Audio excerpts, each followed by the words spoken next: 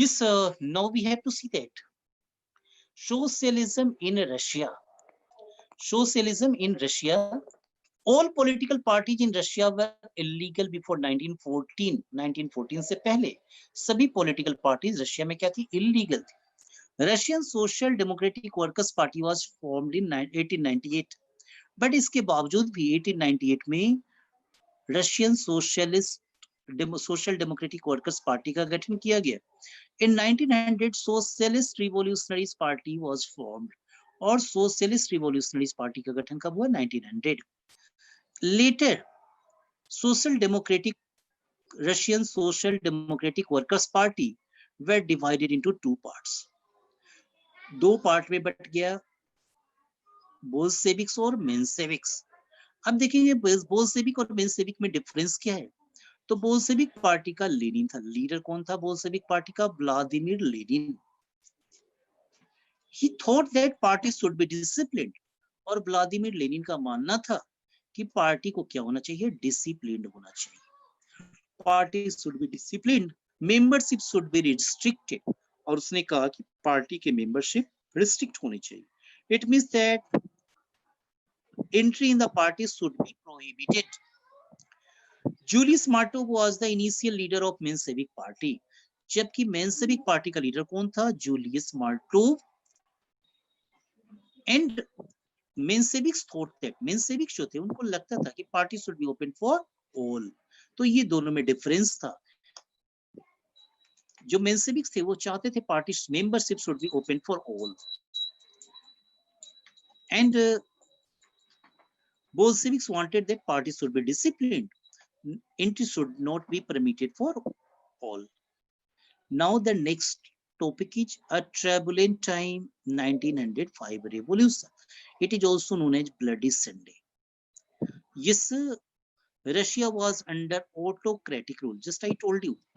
What is autocratic rule? In autocratic rule, king is having uncontrolled power. One person is having uncontrolled power. आज भी कुछ ऐसे देश है जो ऑटोक्रेटिक है, जैसे north Korea. One person can take all the decision. That is autocratic. King was taking all the decision in Russia even up to 1905. Tsar was not subject to parliament. कोई parliament नहीं था. No one could control the Tsar. Liberals wanted to end the absolute power. Liberals के बारे में मैंने आपको बताया था. Liberals wanted to end the absolute power. Liberals इस पावर को खत्म करना चाहते थे. वो चाहते थे कि पावर, राजा की पावर को चेक किया जाए, कंट्रोल किया जाए. Both social democrats and socialist revolutionary demanded a constitution. और उन्होंने कहा कि एक कॉन्स्टिट्यूशन होना चाहिए जो किंग के पावर को कंट्रोल करे. 1905 में एक रिवॉल्यूशन का एक और भी कारण था कि प्राइस टू इसेंशियल गुड्स थे, जो ब्रेड थे उसकी काफी ज्यादा हो गई थी. और जो मेजर कॉज बना उसमें क्या था कि 4 members of Assembly of Russian Workers, Assembly of Russian Workers, Putilov Iron Works company थी, फैक्ट्री थी, वहां पर 4 members को डिसमिस कर दिया गया. और उसके बाद वर्कर्स ने स्ट्राइक किया. मेंबर्स ने स्ट्राइक किया. Procession was led by Father Gapon. और उस प्रोसेशन को लीड किसने किया? फादर गैपन. 10,000 से ज्यादा वर्कर्स विंटर पैलेस तक पहुंच गए. विंटर पैलेस कौन था? जहां किंग रहते थे, जार रहते थे. They demanded 8 hours working. वो चाहते थे वर्किंग आवर्स क्या होना चाहिए? कम होना चाहिए. ऐसा कोई रूल नहीं था. लंबे समय तक लोगों से काम करवाते थे, पैसे भी कम देते थे. इंक्रीज इन वेजेज, और वो चाहते थे वेजेज भी बढ़े. The procession was attacked by the police and Cossacks. राजा के जो गार्ड्स थे उन्हें कोसैक्स कहते थे. पुलिस को बुलाई गई, गार्ड्स को बुलाए और उन्होंने गोली चलाई. और इन विच more than 100 of workers were killed and 300 or more were wounded. The incident was called Bloody Sunday. और काफी ज्यादा लोगों की डेथ हो गई. तो इसलिए रशिया में उस इंसिडेंस को, और पूरी दुनिया में popularly that incident comes to be known as Bloody Sunday. After that people established the union and demanded a constituent assembly. लोगों ने उसका और भी ज्यादा विरोध किया, और भी ज्यादा विरोध कर दी, बढ़ गया. Jar allowed to creation of Duma. और 1905 जो ब्लडी संडे था, उसके बाद किंग ने ड्यूमा को क्रिएट किया। ड्यूमा क्या था? Advisory body to the king. राजा ने कहा कि now I am not going to take all the decisions myself. लोगों को पैसिफाई करने के लिए, सेटिस्फाइड करने के लिए, लोगों को शांत करने के लिए राजा ने क्या किया? ड्यूमा का क्रिएशन किया। ड्यूमा क्या था? Advisory body to the king. और ड्यूमा क्या था? राजा को सलाह देने के लिए कि हम क्या करेंगे? एडवाइस करेंगे। He dismissed first and second Duma, but members should be appointed by king. और उसने फर्स्ट एंड सेकंड ड्यूमा को डिसमिस किया काफी जल्दी, और थर्ड ड्यूमा को अपनी मर्जी के लोगों को रखा। Only he kept the conservatives. Okay, now see the next. First World War and Russian Empire. Now you have to see that. अभी तक हमने देखा कि ड्यूमा का क्रिएशन हुआ। अभी देखते हैं फर्स्ट वर्ल्ड वॉर और रशियन एम्पायर। तो रशिया एम्पायर पर, रशिया पर फर्स्ट वर्ल्ड वॉर का क्या प्रभाव पड़ा? तो सबसे पहले हम ये जानेंगे कि फर्स्ट वर्ल्ड वॉर कब start. First world war took place in 1914। First world war की शुरुआत कब हुई? 1914 में। और उसमें दो पावर थे, सेंट्रल पावर और अलाइज। यहां पर फिर से क्या करेंगे? यहां पर है central power and allies. Allies करेंगे, central power and allies. Russia was the part of allies. Central power के पार्ट कौन थे? जर्मनी, ऑस्ट्रिया, टर्की, ये सेंट्रल पावर के पार्ट थे। और अलाइज के पार्ट कौन थे? इंग्लैंड, फ्रांस और रशिया। तो ये दो पार्ट थे फर्स्ट वर्ल्ड वॉर में। एंटी जर्मन सेंटिमेंट्स काफी ज्यादा था, बिकॉज रशिया का जो मेन एनिमी था वो क्या था? जर्मनी था। But what happened during the war? First world war के दौरान कुछ ऐसा हुआ कि Russian people were completely dissatisfied, और जार के प्रति जो भी लोगों का रिस्पेक्ट था वो रिस्पेक्ट खत्म हो गया। कैसे? तो people thought that we are having problem. लोगों को लगता था कि हमें प्रॉब्लम है। इसके बावजूद भी उनको ये लगता था कि हमारी आर्मी क्या है?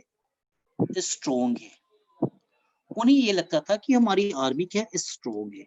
They believed that we are having one of the largest empire and it is because of the Russian army. But their eyes were opened during the First World War.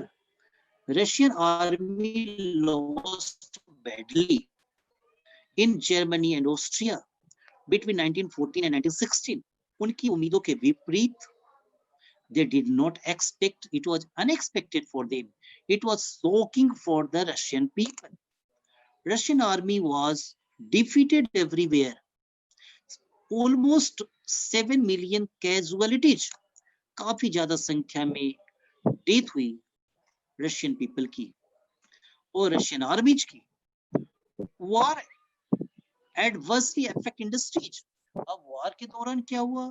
छोटी छोटी जो वर्कशॉप्स है वो बंद हो गए और प्रॉब्लम्स हो गई, बेरोजगारी फैल गई काफी ज्यादा, ब्रेड भी काफी ज्यादा महंगा हो गया। तो इन सब की वजह से लोगों को लगा हु वर रिस्पॉन्सिबल। लोगों को लगा कि जार इज द रिस्पॉन्सिबल। लोगों को क्या लगा कि जार क्या है? रिस्पॉन्सिबल है, राजा रिस्पॉन्सिबल है। And they just fought against the jar. उनको लगा it is the time that we have to change the system, we have to change the power. Yes, and they started a revolution. So now we are going to study about the Russian Revolution. Basically, there was the two revolutions in Russia. One revolution took place in February and another revolution in October. So first we have to see that February revolution. So there was heavy food shortage. Revolution कुछ भी होगा तो when the people are in problem, जब भी लोग problem में होते हैं तो रिवॉल्यूशन होता है, लोग विरोध करते हैं। हेवी फूड शॉर्टेज काफी ज्यादा थी, महंगाई काफी ज्यादा थी।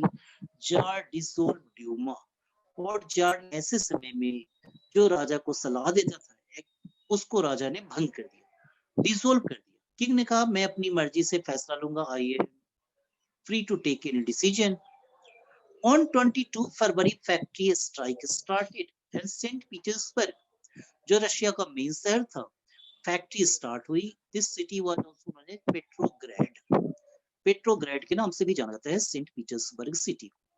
On 22nd of February, factory strike started. Demonstrating workers cross the Neva River. Actually क्या था, नेवा रिवर है उस शहर में सेंट पीटर्सबर्ग में, और there are two banks of the river, river के दो किनारे होते हैं। लेफ्ट जो बैंक थे, बाएं किनारे नदी के, उसमें विंटर पैलेस था, राजा का महल था, नोबल्स और रिच पीपल रहते थे। और राइट बैंक में किसके घर थे, वर्कर्स के क्वार्टर्स थे। Workers quarters was situated on the right bank. तो वर्कर्स की कंडीशन काफी खराब थी, और उस टाइम में ज्यादातर वर्कर्स कौन थे, विमेन थे। तो उन्होंने रिवर्स को क्रॉस किया, और क्रॉस करके वो राजा के महल को घेरा। इस टाइम मिलिट्री ने भी राजा का साथ नहीं दिया, राजा की आर्मी ने भी साथ नहीं दिया और गोली चलाने से मना किया। राजा ने मीटिंग करी, king was surrounded by all sides, king did not have any option, jar के पास कोई ऑप्शन नहीं मिला, और लोगों के साथ मीटिंग करी, और लोगों ने सलाह क्या दिया किंग को, you should abdicate, you should left. और राजा ने अपना पोजीशन छोड़ दिया, और revolution was successful. Provisional government was formed in the leadership of Kerensky. Provisional government का फॉर्मेशन हुआ, और लीडर कौन था, was the leader, leader was Kerensky. Provisional government was formed under the leadership of Kerensky. और जो government बनी mainly that was of Menshevik party. जो government बनी वो किसकी बनी, केरेंस्की लीडर था, और बेसिकली मेंशेविक पार्टी की सरकार। Okay, now the next, after February, we had discussed that February Revolution. So what change was brought after February Revolution? After the February Revolution, king abdicated, and there was the provisional government was formed, and provisional was government was formed under the leadership of Kerensky. जो provisional government थी वो किसके leadership में बना, केरेंस्की के leadership में बना। किस पार्टी की बनी, मेनली मेंशेविक पार्टी की। Now we have to see that what happened after February. अब फरवरी के बाद क्या हुआ, फरवरी रिवॉल्यूशन के बाद restriction on public meetings were removed. कई सारे लोगों को पब्लिक मीटिंग्स एक साथ नहीं कर सकते थे, राजा को हमेशा लगता था कि हमारे खिलाफ साजिश कर रहे, अब उस पे बैन लगा कि उस पे हटा दिया गया, कहा people can do the public meetings, public meeting कर सकते। व्लादिमीर लेनिन लीडर किसका था, वो Bolshevik party. Vladimir Lenin was the leader of Bolshevik party who was living in exile. जो जार के समय वो एक्साइल में थे, दूसरे देशों में रहते थे, उसे देश से बाहर निकाल दिया गया था। अब जब जार नहीं रहा, जार वाज एब्डिकेटेड, जब जार का शासन खत्म हुआ, तो Vladimir Lenin return in Russia, और रशिया में वापस लौटते ही उसने 3 डिमांड्स रखी प्रोविजनल गवर्नमेंट के सामने। He kept his 3 demands to provisional government. क्या डिमांड थी वो, उसने डिमांड किया वॉर शुड बी क्लोज्ड। उसने कहा वॉर से रशिया को काफी नुकसान हो रहा है, और वॉर को बंद होना चाहिए, रशिया को कम से कम युद्ध से क्या होना चाहिए, अलग हो जाना चाहिए। दूसरी डिमांड थी बैंक शुड बी नेशनलाइज्ड। जो बैंक है, उसने कहा प्राइवेट बैंक से, it's also exploiting the people, वो भी लोगों को एक्सप्लॉइट कर रहे हैं, इसे क्या कर देना चाहिए, बंद कर देना चाहिए, ये नेशनलाइज कर देना चाहिए, गवर्नमेंट के कंट्रोल में ला देना चाहिए। प्राइवेट ओनरशिप में बैंक नहीं होने चाहिए, एंड प्रॉपर्टीज और land should be redistributed.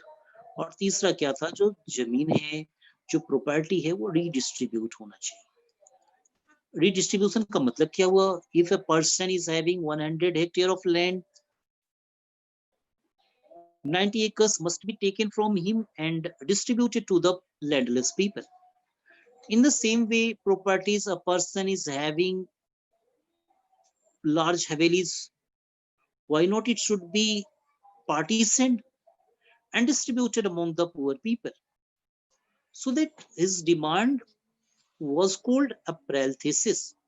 The demands of Lenin, three demands of Lenin were called April thesis. Just I want to say that workers and peasants were very happy. Actually, poor people in Russia very happy with the demands of Lenin. Lenin के साथ थे वो, क्यों? क्योंकि उनको लगता था कि अगर सोशलिज्म आएगा, लेनिन की गवर्नमेंट बनेगी, तो उन्हें फायदा होगा।